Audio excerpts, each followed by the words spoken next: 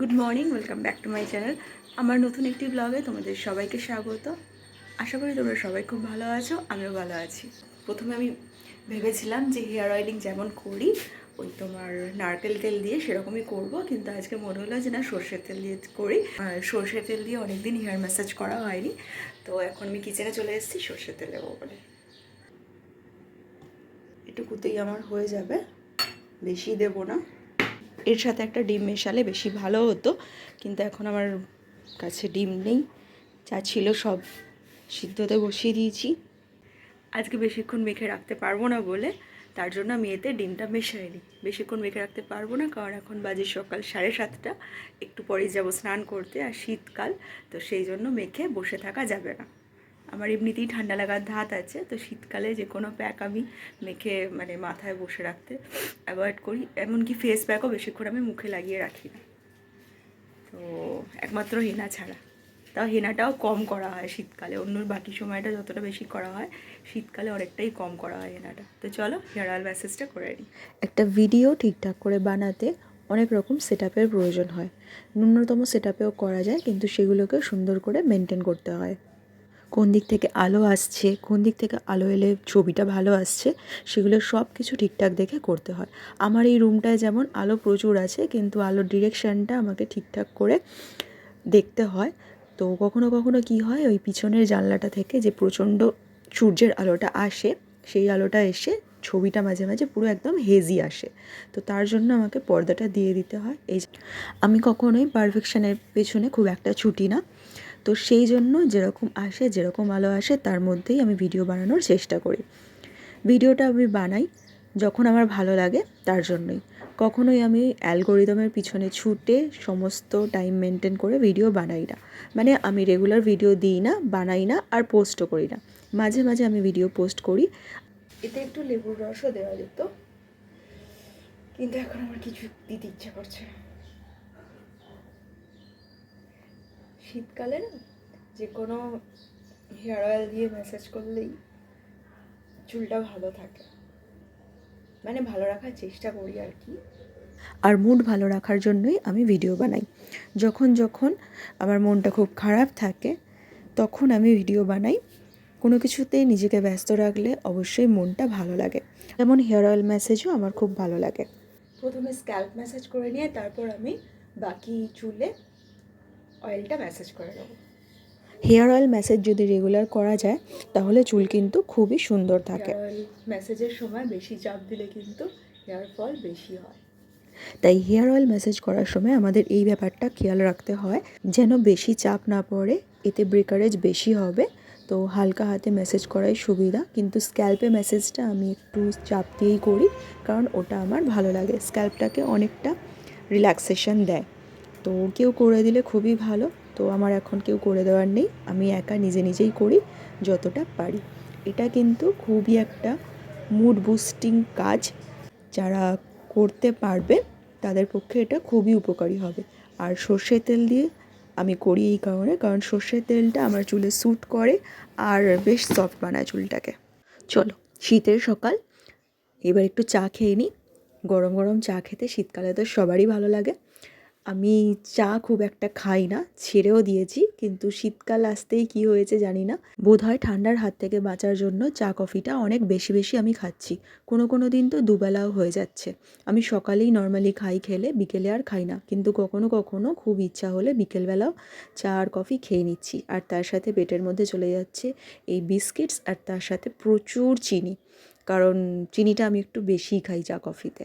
তো কী আর করা যাবে, প্রত্যেক বছরই ভাবি খাবো না। এই যে গুড্ডু যেমন রেস্ট্রিকশান করে, অনেকটাই করে, ও চিনি ছাড়াই চা খায় এখন, কিন্তু কেন জানি না আমি পারি না।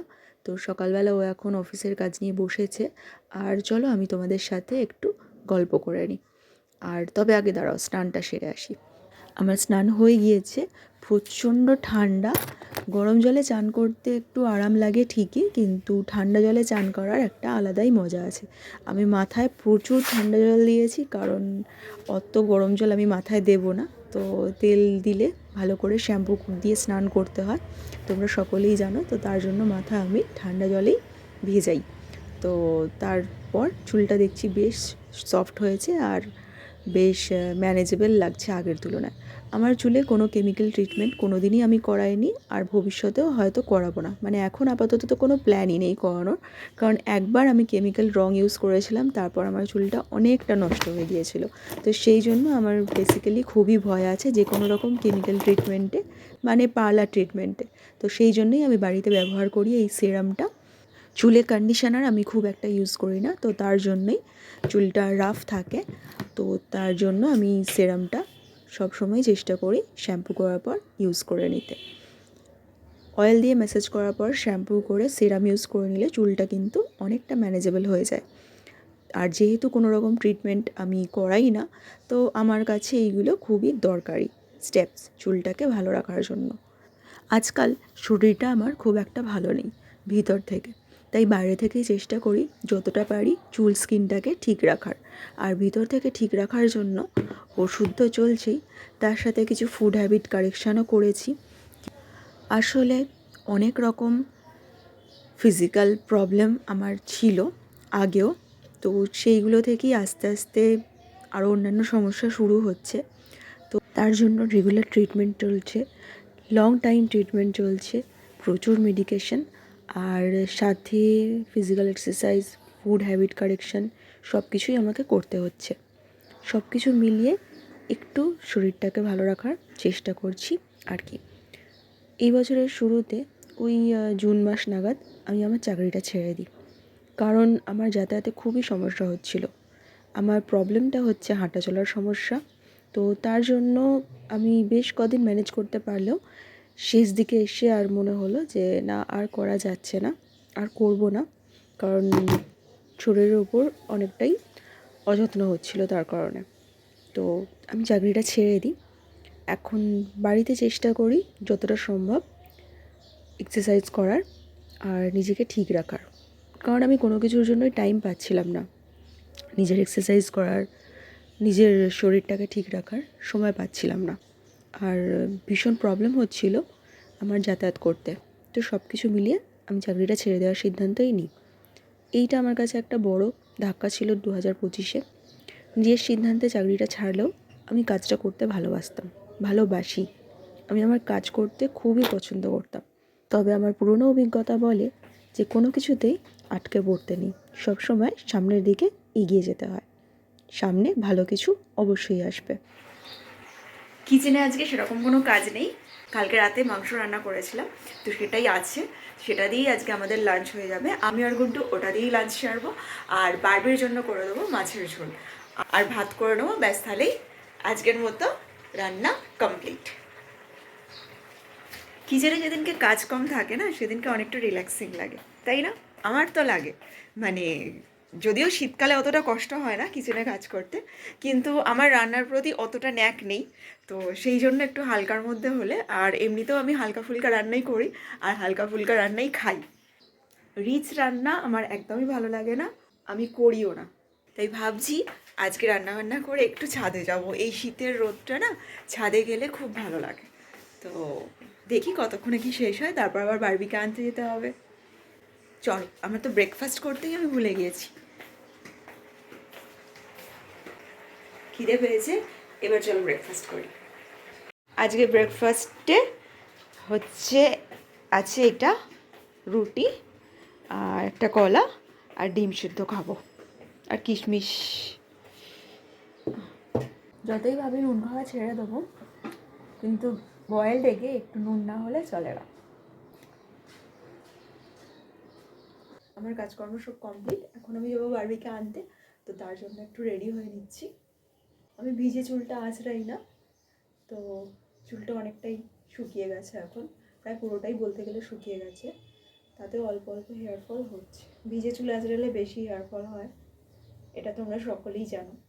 2025 সালটা আমার খুব একটা ভালো না গেলেও এই বছর প্রথম বারবিকে নিয়ে আমরা বছরে 3বার ট্রিপ করেছি। হ্যাঁ, ছোট ট্রিপ হলেও 3টে ট্রিপ করেছি এই বছরে, সেটাই আমার কাছে একটা বড় পাওনা, কারণ আমি ঘুরতে যেতে খুব ভালোবাসি। আর আমাদের চারপাশের মানুষগুলোর জন্য আমাদের ভালো তো থাকতেই হবে, সে শরীরে আর মনে যেখানেই যা প্রবলেম হোক না কেন সেগুলোর সলিউশন খুঁজে বার করতে হবে। আমিও সেই চেষ্টাই করি। তো আজকে একটা কেক এনেছিল গুড্ডু সকালবেলা, তো সেটাই আমি আর বারবি এখন খাবো। তো আমি কেক খেতে খুবই ভালোবাসি আর বারবিও খুবই পছন্দ করে, তো ও বললো ওই এই কেকটা কাটবে, তো কেকটা কাটছে। আমাকে এক ডক্টর বলেছিলেন এক সময় অনেক আগে যে তুই আর যাই কর, তুই ব্যাস কোনো কিছু স্ট্রেস নিবি না, ব্যাস এইটা মাথায় রাখবি, যাই হয়ে যাক না কেন কোনো কিছুর চিন্তা করবি না। স্ট্রেস তোর শরীরের জন্য সব থেকে বেশি ক্ষতিকারক। হ্যাঁ, ব্যাপারটা আমি নিজেও বুঝতে পারি, কিন্তু স্ট্রেস তো এসেই যায়, তাই না? তাও চেষ্টা করি চিন্তা না করে, চিন্তাটাকে দূরে সরিয়ে রেখে শরীরটাকে সুস্থ রাখার। আর তোমাদেরকেও আমি সেটাই বলবো, কোনো কিছুর চাপ নেবে না। চাপ নিলে, স্ট্রেস নিলে নিজের শরীরেরই ক্ষতি। ব্যাস নিজের ঈশ্বরের ওপর বিশ্বাস রাখবে, ঈশ্বরের ওপর বিশ্বাস রাখবে, দেখবে সব ঠিক থাকবে। নতুন বছরটা তোমাদের সবার খুব ভালো কাটুক, সবাই খুব ভালো থাকো, আর খুব খাওয়া দাওয়া করো, খুব এনজয় করো। এখন টাটা।